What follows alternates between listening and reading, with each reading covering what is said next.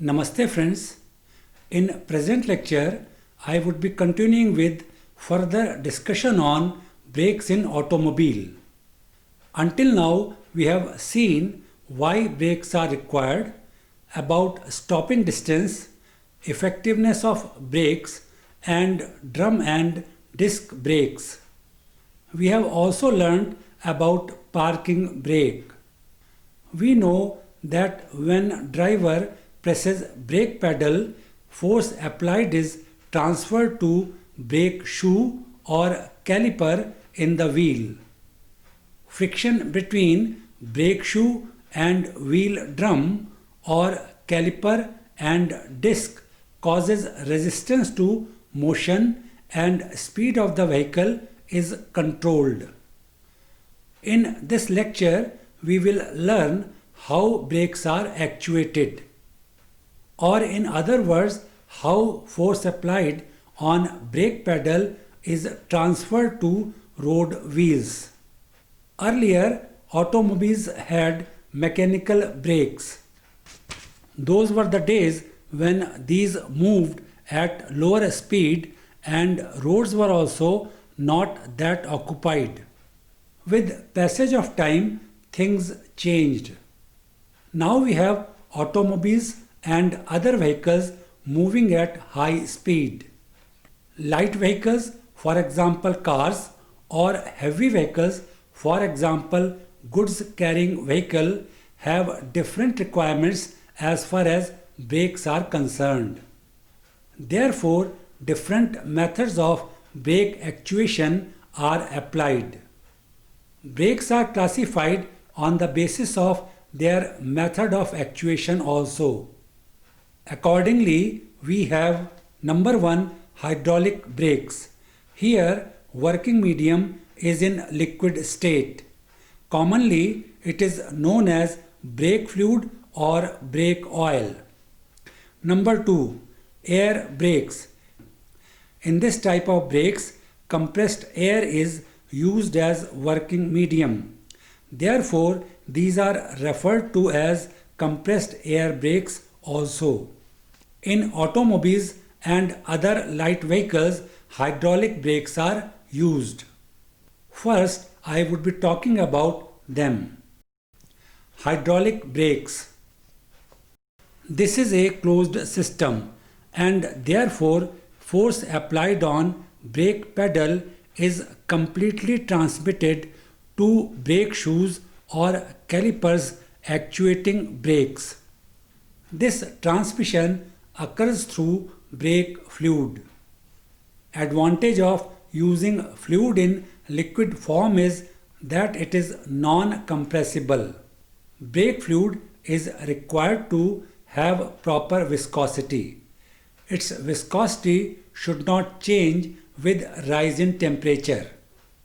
Brakes are actuated in each wheel with the help of brake shoes or calipers.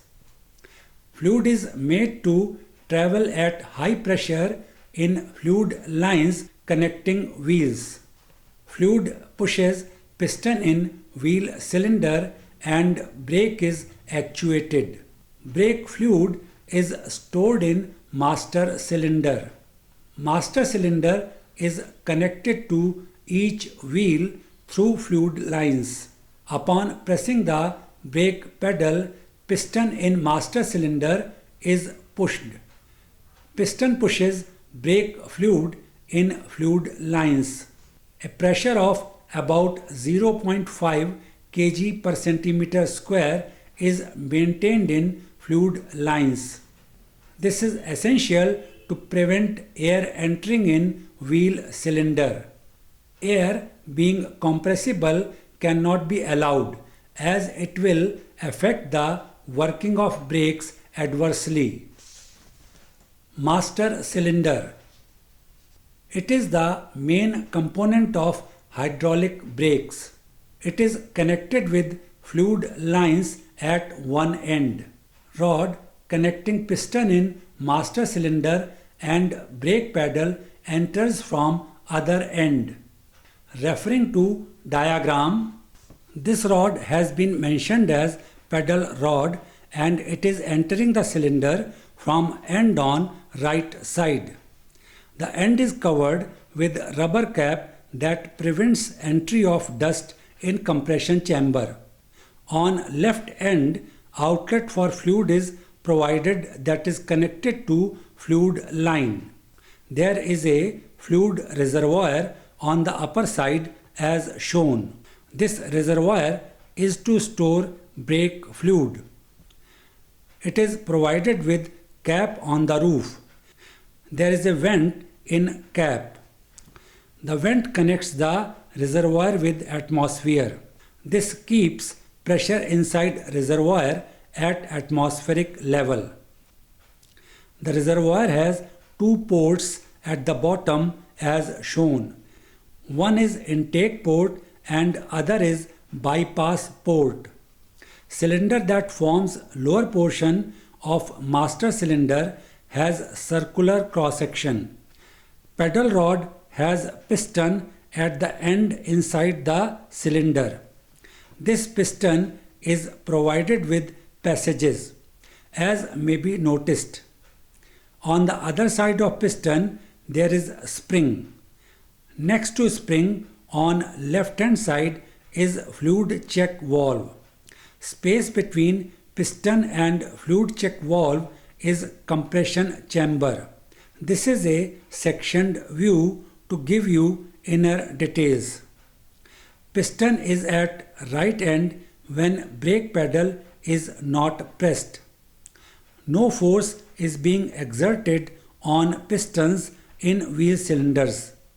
Brake shoes or calipers are not in contact with wheel drum or disc. There is no resistance to motion.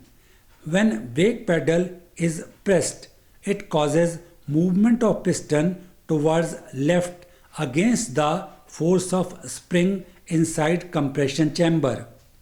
As it moves, intake and bypass port close one by one. Passages in piston are also closed. Further movement of piston causes compressed fluid to exert pressure on fluid check valve. This valve opens and fluid passes to fluid lines.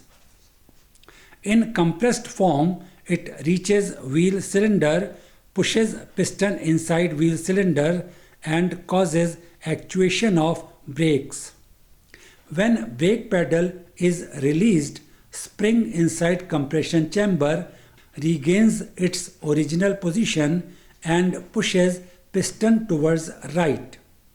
Passages in piston open, brake fluid in supply lines move back to master cylinder through fluid check valve on left.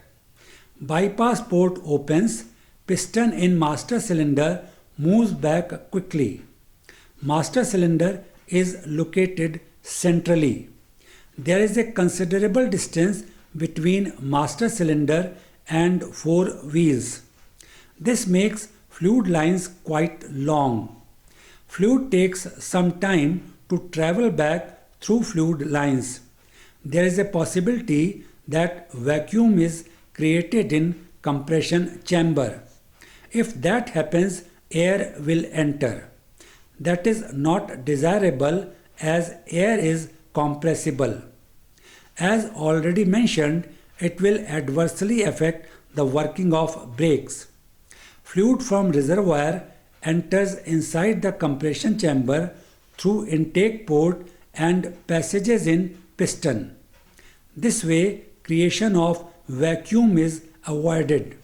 When return of fluid to compression chamber is complete, excessive fluid flows back to reservoir through bypass port.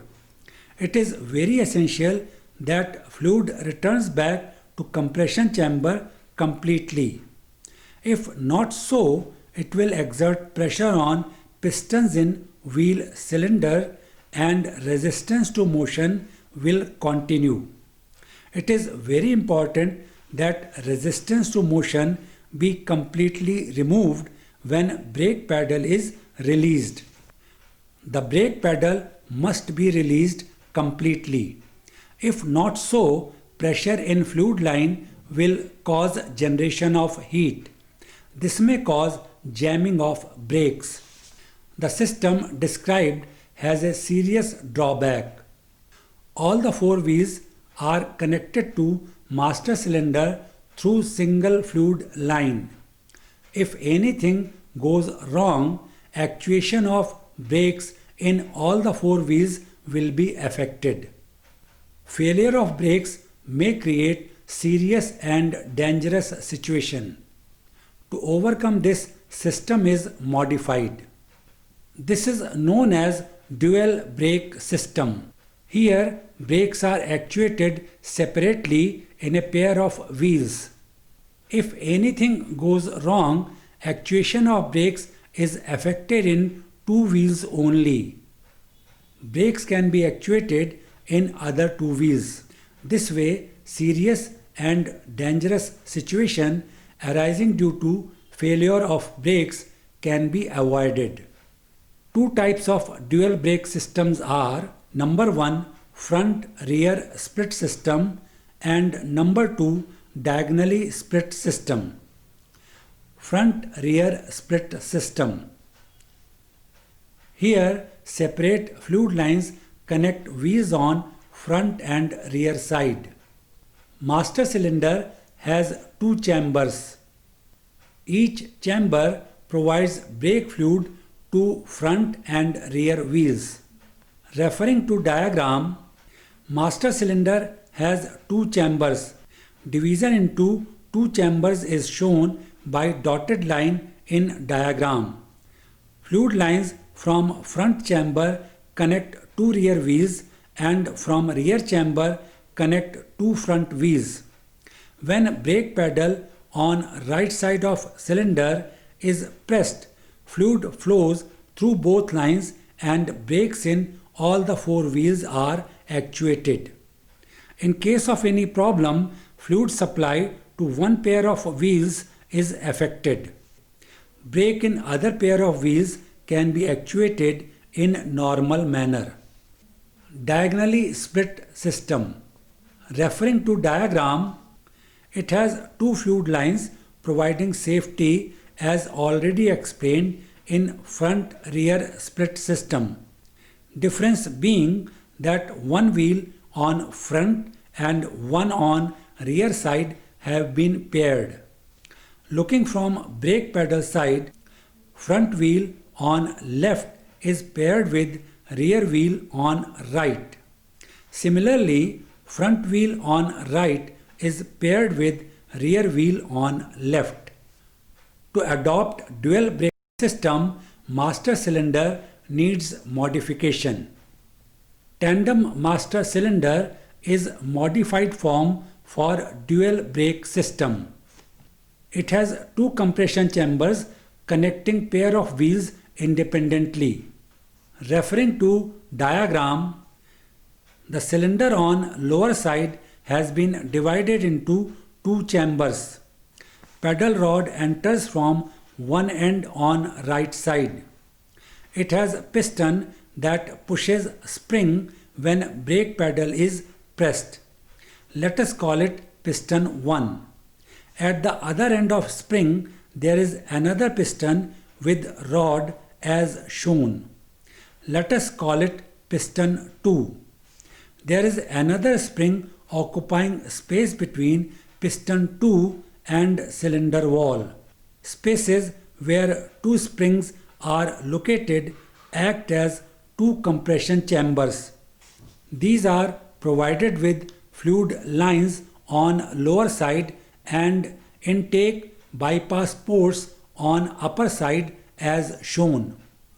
Brake fluid reservoir is above cylinder as can be seen. It is provided with cap. Cap is provided with vent. This keeps the pressure inside reservoir at atmospheric level. As brake pedal is pressed, pedal rod pushes piston 1 towards left against the force of spring. Fluid in the compression chamber is pushed to fluid line connecting to front wheels as shown in diagram. Piston 2 also moves towards left and fluid is supplied to rear wheels for the actuation of brakes. This happens in normal situation. Brakes are actuated in all the four wheels simultaneously. In case of failure, say in first chamber, piston 1 continues to move towards left. Spring ahead of it is fully compressed. Then it starts pushing piston 2. Fluid is pushed in fluid line to rear wheels and brakes are actuated in rear wheels. In this situation, pedal travel becomes large. Driver has to push brake pedal more to actuate brakes. In case of failure in chamber with piston 2, fluid supply continues to front wheel from chamber with piston 1 and brakes are actuated in front wheels. Therefore, in case of failure, actuation of brakes is not affected in all the four wheels simultaneously. This saves the vehicle from any disastrous situation. Here, it is necessary to clarify that system described is front-rear split system using tandem master cylinder. The cylinder is so designed that force is exerted in desired magnitude on front and rear wheels. In case malfunctioning occurs in system, driver is given due indication. This is essential so that corrective measures can be taken. Reservoir is provided with float valve. It has not been shown in diagram for the sake of simplicity. Float in reservoir maintains a particular level of brake fluid. To prevent entry of air, expanders are provided in wheel cylinder. These expanders prevent the air from entering by keeping the cup seal tightly pressed against the cylinder wall. Repeated application of brakes causes rise in residual pressure and temperature. This causes expansion of brake shoes. These come in frictional contact with wheel drum. This creates undesirable resistance to motion. The frictional contact further increases the temperature. This causes further increase in resistance. Residual pressure is released through bypass port. Size of reservoir depends upon type of brakes.